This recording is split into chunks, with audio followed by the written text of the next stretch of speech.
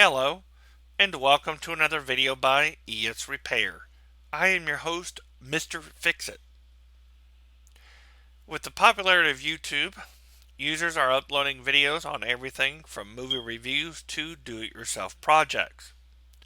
If you have a channel with videos that you have uploaded, there is a chance you have had a run-in with a copyright claim. I have had my share of these claims, but I have also been able to get the claims dismissed. AdRev has been claiming copyright on my videos because of a song Power Trip, which is used as the opening theme in my videos. The music was composed by Jorn Lin.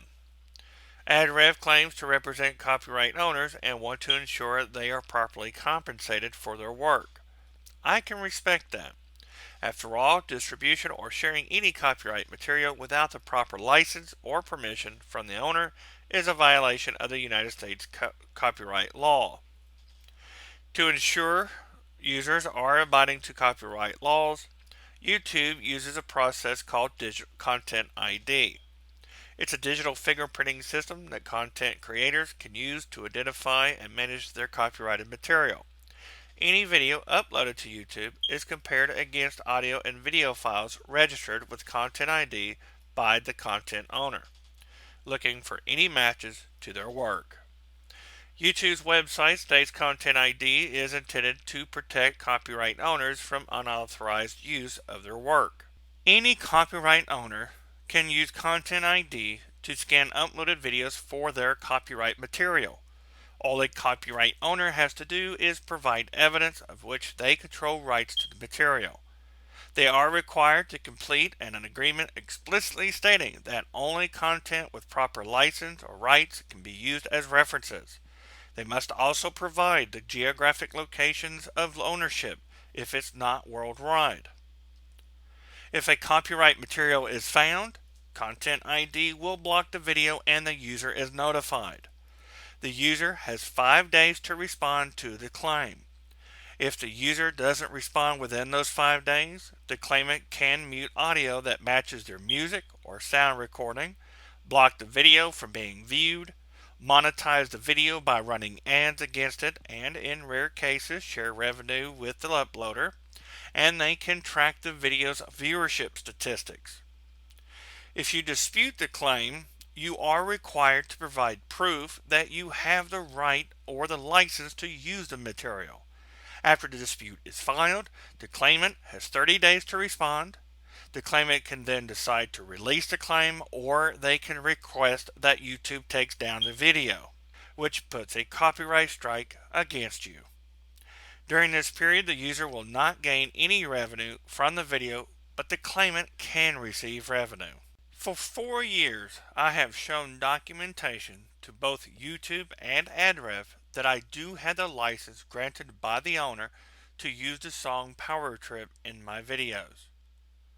So why does AdRev continue to block my videos even though I had shown proof I have the authorization to use that song? Is there a flaw in Contentid, or is it an AdRev scam? Researching AdRev, I discovered I am not the only one having this problem. AdRev seems to be making many people mad over copyright claims.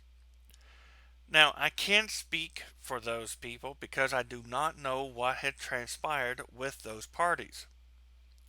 What I can say is the problem AdRev and Contentid are causing our channel. Losing money is no small thing. I had decided to contact the author, Jorn Lin, to ask about his relationship with AdRev. It turns out AdRev does have the authority to file a claim on his behalf. AdRev then states it is for a third party named AudioSparks. I thought this was odd, so I looked them up and discovered they sell music. So I asked Mr. Lin about AudioSparks, and he thought AudioSparks had no authority to claim copyright because they are only a distributor for him. So I wondered, how can YouTube allow AdRev, who's representing AudioSparks, use Contentid on copyright material they don't own? Under Title 17 of the United States Code a copyright owner with respect to any one of the exclusive rights comprised in a copyright refers to the owner of that particular right. Therefore, Bjornland is the copyright owner since he is the author of the music Power Trip. Audio Sparks is an establishment, a store, shop, or any similar place of business open to the general public for the primary purpose of selling goods or services.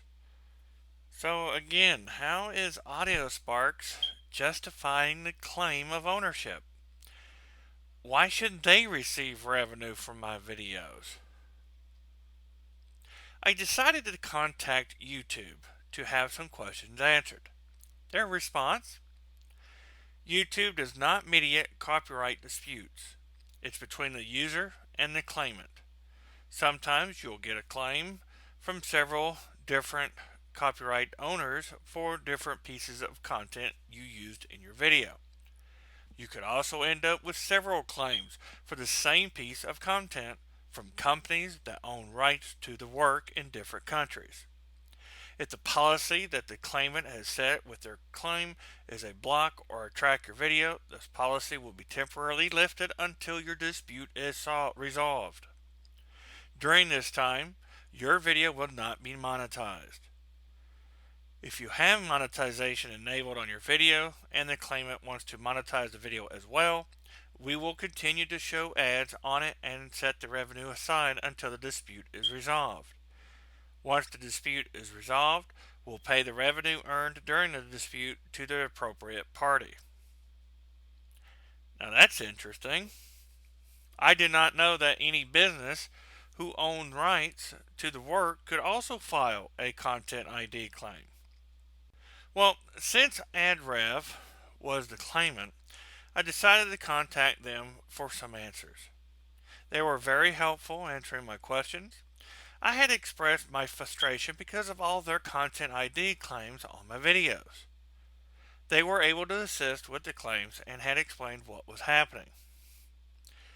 YouTube's Content ID is an automated system.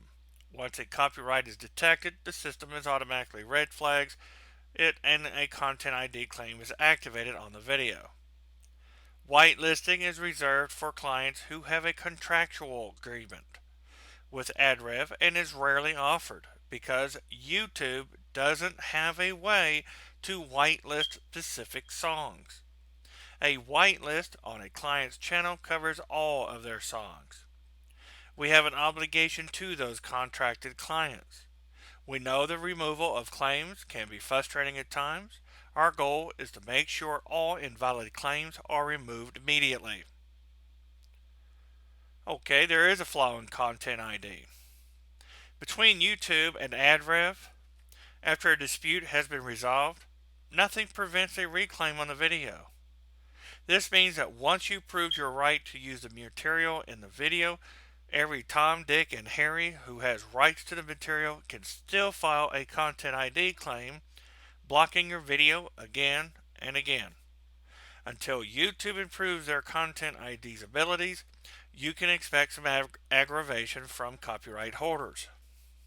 In the meantime, before uploading your next video to YouTube, be sure you have the proper license or rights to use copyright material like music, movies, TV shows, video games, or other copyrighted material. If you do get a Content ID claim on the video, don't sweat it.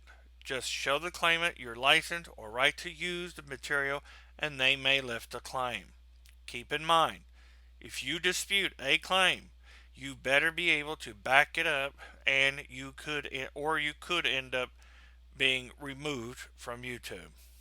Well, I am your host, Mr. Fix-It. Thank you for watching.